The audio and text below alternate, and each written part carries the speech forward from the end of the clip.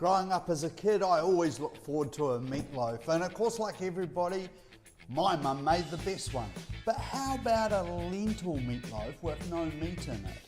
That tastes even better, and lentils are so good for us. Let me show you the magic that turns it into something truly sensational. First thing we need to do is rinse the lentils in some cold water. I'm using pure lentils. You can use red lentils, whatever you like, but the magic is, that's going to give it the extra flavour, is cooking it in vegetable stock, right? The good stuff. You only use the good stuff, right? This is a concentrate, makes 2 litres. I'm putting 500 mils of vegetable stock in there. Cooking it in vegetable stock instead of water is going to make it fantastic. A gentle simmer with a lid on until all the liquid is evaporated, about 20 minutes. Whilst the lentils are cooking, a couple of tablespoons of extra virgin olive oil in. The onions can go in, the spring onion can go in. The red pepper that we've cut in half, got rid of the seeds. And the magic is the Italian seasoning. Lastly, the garlic that's been sliced up. We'll get that cooking for about 6 minutes until they're nice and soft. These have been sizzling away for about 6 minutes and ready to come out. The Italian herbs in there smell incredible. If you'd like to get some, then I'll put a link in the description below. Italian parsley goes in, and I'm not putting any salt in because I'm using savoury yeast flakes, which will give it a real umami flavour. For our sauce, we're going to get about 1/4 cup of ketchup. Now I'm using mine, which has no added white sugar, sweetened with vegetables, but I am going to get a little bit of coconut nectar in here because a meatloaf sauce needs a little sweetness. So there we go, coconut nectar, it's a good sugar to get in there, and a good tablespoon of vegetable stock, and just a splash, like 1 capful of apple cider vinegar, and I'll mix that up and sauce is good to go. Key ingredient is some grated fresh beetroot and coconut flour into a food processor. Just a little bit of liquid left there. I want all of that gone, but all that beautiful vegetable stock has been soaked up by those lentils.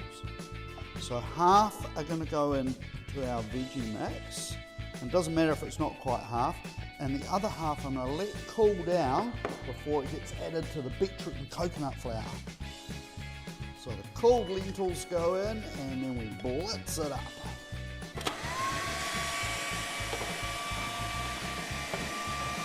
Can't over mix it. You can mix and mix and mix. The more it's like a paste, the better. 2 eggs.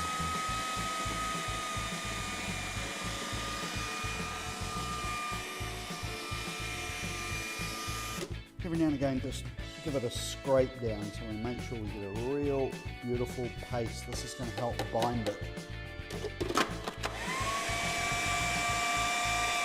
I've got a paste in there. I've got my walnuts. I'm going to take 1 to go on top and the rest are going in. And I'm just going to give it a quick blitz so they're still a little chunky.